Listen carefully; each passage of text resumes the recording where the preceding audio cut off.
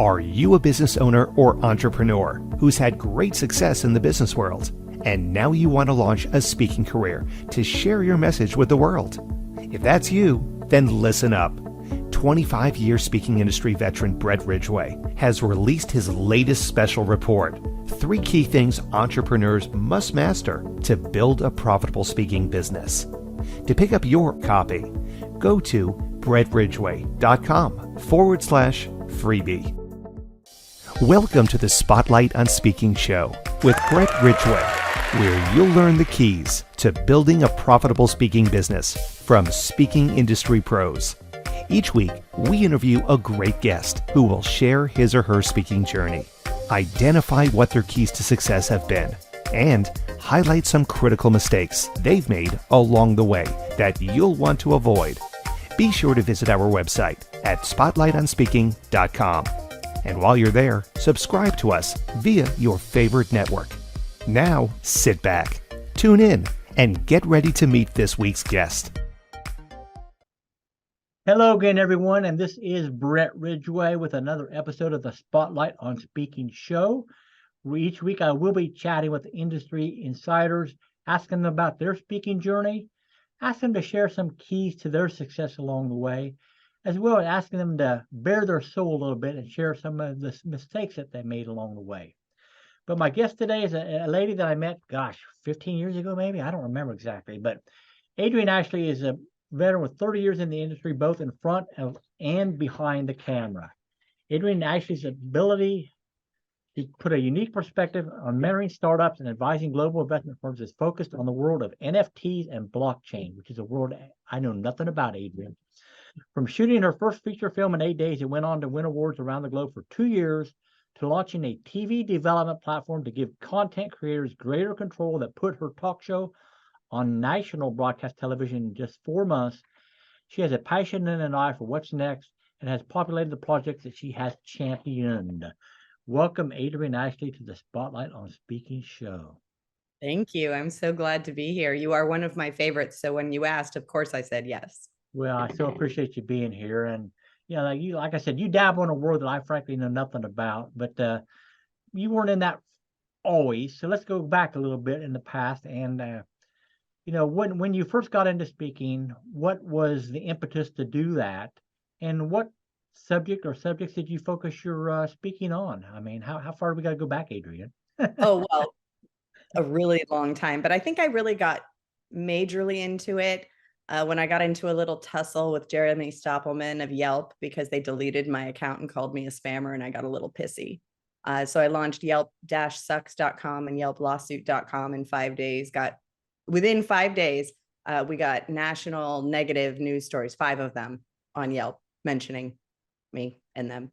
I'm like, you should have read my reviews. I'm kind of good at this. So I was all about influence, social media, reputation management, small business. I've been mentoring startups for decades.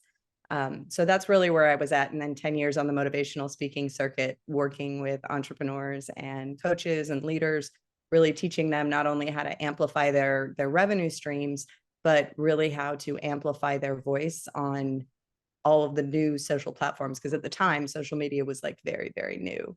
And my reach was enormous. In 2015, it was like 110 million globally, 74 million in the US. So I always like to say there's 3 types of speakers primarily. You have your keynote speaker who's paid a fee to go in and speak to a corporation or an association. You have your platform seller who speaks for free, pays no expenses, but hopes to sell something in the back of the room to generate the revenue. Or you have the speaker who is basically a content provider to build brand awareness for whatever it is they have on the back end, but they're not directly selling from the platform at that time. So which of those worlds have you dabbled in, and which do you like the best? And I like the last one the best because it's no pressure. So the keynote one is interesting, and I do get asked to do those and get brought in to do those. But most of the time, those speaking gigs are for brands, and I like to call them like Smucker's brands. So very family friendly. I'm dressed very conservatively because I knew that Brett's show goes out to, those people. But I normally look like a hacker who, if I stood too close to you, I could probably hack your phone and steal all your stuff. And I used to break into banks for a living. That was my job in 2000 when online banking first started. Working for the banks, like not literally stealing, but penetration testing and security testing.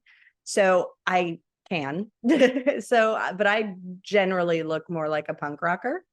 And I live in the crypto world. So Keynote is harder now because it's I swear a lot in real life. I'm trying to be very PG today, so I'm filtered and slightly decaffeinated. So I'm making a big effort. But Keynote is good for one thing. Keynote is great if you have a book. That's actually the very best thing. And when you're looking at writing your book, looking at an eye towards every chapter being a potential keynote, that will make you more money if that's your direction, if you want to go keynote. Platform sales, I do a lot of personal development in order to make that work for me. So I had this money belief. Every time I asked for money on stage, it made me feel like a hooker, because why would I charge so much money when it was easy and it made me happy? It was so pleasurable to do the work. Like, work is fun for me. So I had to get over that.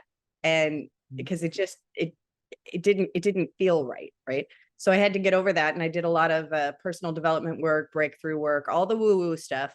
And I'm not woo, but it needed to be done. So I could easily roll off my tongue that something was $5,000. Now I can easily roll off I'm $25,000 a month. So there we go.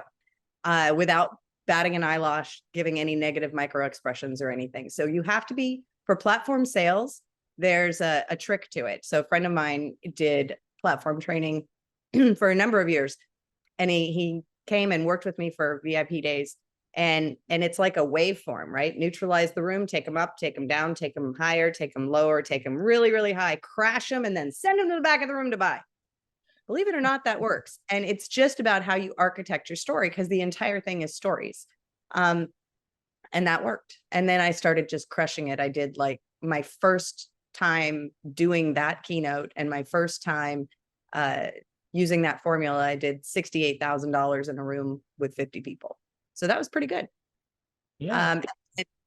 Content is what I like now. So now I speak all over the world at all the major conferences. Sometimes I get paid. Sometimes they cover travel and hotel. Sometimes they don't. Then I usually have a sponsor that does, but I get to talk. So I'm actually currently, I was in 2019, then not in COVID because I didn't travel. And I'm back up to #1 woman in blockchain influencer in the world. So what that does for me is it allows me to speak. It allows me to be all of me, which is too much and a lot on stage. And then the minute I leave stage, I get puppy piled by potential clients. So then I just work with clients. So speaking is literally your key to the kingdom, depending on what you want to do. There is a formula that will make you so much more money, because you will have deal flow, leads, and whatever it is you're looking for, you can architect a talk. My girlfriend, Carrie Hagen-Smith, does these things called the 20-minute pickup line. So if you're a local person and you want local clients, speaking at the chambers of commerce and everybody who has a luncheon and e-women and all these other things, you get a 20-minute speaking talk. So you have to figure out what it is that you do that they're desperate to learn about or need. And then you create and craft a 20-minute pickup line that basically makes everybody in the room give you their phone number and say, follow up with me. So that's kind of the content idea, but for more local. So I have to give a quick shout out here. So here's probably a book you recognize.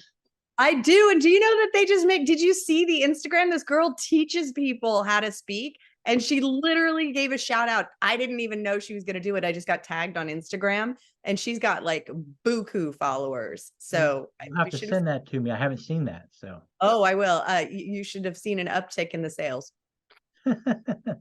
So I got to ask you, Adryenn. So you've spoken in all the various venues: keynote, platform seller, content provider, whatever. Yep. Pick one and tell me what you think your 3 biggest keys to success in that particular speaking outlet have been. Platform, because most people are looking to do platform. If you don't have a reputation and you're not a celebrity, or really niche down and an expert in that thing, getting booked as a keynote is a lot more difficult. getting booked on content stages like I'm doing, you kind of have to also be famous. So platform sales is something that you can own and control and decide to do today, regardless of the number of years you've been speaking. So my 3 keys here. First one, shout out to Brett. I kid you not, this is the least expensive, most impactful thing you can possibly do if you were doing platform sales. Ostensibly, you're going to be giving them some information and they are going to be taking notes. Brett used to print me these little notepads that were branded. People would take like 5, 10, 20 pages of notes on just my little 90-minute talk. And then there's my contact information. I was doing red carpet results at the time, red carpet results at the bottom. They keep it forever. They refer to it forever. And you're right there in front of them all the time. That's one. Number 2, we now live in a technological age where you can do SMS and you can literally give people a handout by saying, text this word to this number. Boom. They're opted into your SMS list and your email list. So that's a way to get the entire room in a non-committal way. But they're basically saying, I like your stuff. I want to see it. I want more. And then they're on your email list and you put them on a particular drip. Boom, boom, boom, boom, boom, boom, boom. So if you didn't close them in the room, you still have them to follow up with, because most of the time when you're doing platform speaking, you are not getting a copy of the attendee list. So it is your job from stage to get everyone interested in you, whether they're buying today or not, onto your list. That's the best way to do it. The other thing I used to do was interactive polls. So people would be sitting in the room and I would ask them a question. They would text the answer and it would also opt them in. But then literally on the screen, here's this chart. And then all of a sudden it goes, boop, there's the poll results in real time. Cool. It was tricky and innovative. And everybody was like, oh my God, she really knows her stuff. And then for platform, you actually also need to promote. So the platform deal, which is normally 50-50, the person who puts the butts in the seats and you who provides the content. But that doesn't mean that you can be lazy, because you really want to make sure that that room is packed. And you definitely want to seat it with a bunch of people who already know, like, trust, and love you. Those are all great tips. And I have some other questions that I want to ask you, Adryenn. But before we do, let's take a quick break and a word from our sponsor. Are you a business owner or entrepreneur who's had great success in the business world, and now you want to launch a speaking career to share your message with the world? If that's you, then listen up. 25-year speaking industry veteran Brett Ridgway has released his latest special report, 3 key things entrepreneurs must master to build a profitable speaking business. To pick up your copy, go to brettridgway.com/freebie. And we are back with the Spotlight on Speaking show with my guest, Adryenn Ashley. And Adryenn, I want to ask you to bare your soul a little bit here, so to speak, and maybe share a couple or 3 mistakes that you made along the way that you would highly encourage aspiring speakers to avoid making. Oh, yes. Okay. So back before I did the breakthrough work on being able to ask for money, my friend called me Mother Teresa because I'm very giving and I'm all about the content. And I know I can't be replaced. There's nobody who knows everything that I do. So I'm not really worried about competition. But at this one event, there's probably 200 people in the room and it's my friend's event. So I know everybody in the room is an absolute ideal match. But I psyched myself out. So right before I went on, another speaker went on. It happened to be a speaker that I know people don't get a lot of value from. They get a lot of vanity because they're in this program, right? They get vanity, but they don't actually get results. So this program was really expensive. So they go up, they do it, crush it. Like 35 people paid a freaking fortune. And I just felt in my heart and soul that these people were not going to get enough value. And so I got on stage and in 90 minutes delivered probably 40 pages of notes. I overwhelmed them. I gave them so much content that it's like I fed them Thanksgiving dinner with 16 different side dishes, 3 different kinds of crescent rolls, and they're stuffed. They're practically in food coma. And then I offered them dessert. So I had literally prepared 200 binders for sale, which was part of my program. And they get the binder to take home that day. I didn't sell one, not one. Yeah. So as giving as we are, and to be in this industry, we probably are, you have to limit yourself, right? I mean, my whole team, I cried. Like, I was a hot mess. And I did it to myself. I gave them so much that, you really have to give them just a teaser of this, a teaser of this, a teaser of this, a teaser of this, or tell them this, and this, but we're going to deep dive only on this, right? You How, have how to do you determine what that fine line is between too much and just enough? practice, right? Wait, if their eyes are rolling in the back of their head, it's too much. The other thing is, does it elicit the response of I want more, right? Mm-hmm. So what Carrie does in her 20-minute pickup line, she trained me on this. That's why I'm using her as an example. It's the 3 S's. Yes, that's a problem. Yes, I have that problem. Yes, you can solve my problem, right? So if you're just giving them great content, you haven't anchored it to this is their problem, right?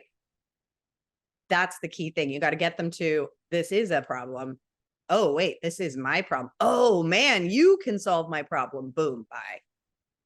So there's key pieces, and it's all psychological. And when you're speaking, there are things you have to master on stage. And this is really, really critical. I've worked with a lot of speakers in the past. What are you wearing, right? How long is your talk? If your talk is 90 minutes, and I happen to be a 6-inch Louboutin stiletto girl, I'm not going to do a 90-minute keynote in 6-inch stilettos because my feet are going to just kill. So if I'm sitting in a fireside chat, no problem. I always wear Louboutins on stage, unless I'm now transitioning to Doc Martens just to be more comfortable. But usually I wear Louboutins. So they're going to be shorter. But are your shoes comfortable enough? You need to work the stage. You need to make connection with everyone, including the back of the room. So your presence, right? Like, I'm sitting like this because I'm just like chilling, but right. Shoulders back. You want really good, strong body language. And there's these things that you can do. And there's videos all over the internet you can watch about how you can literally close off your audience or make them feel like you're not even confident about your offer simply by your body positioning. So you need to make sure that you are owning your offer, right?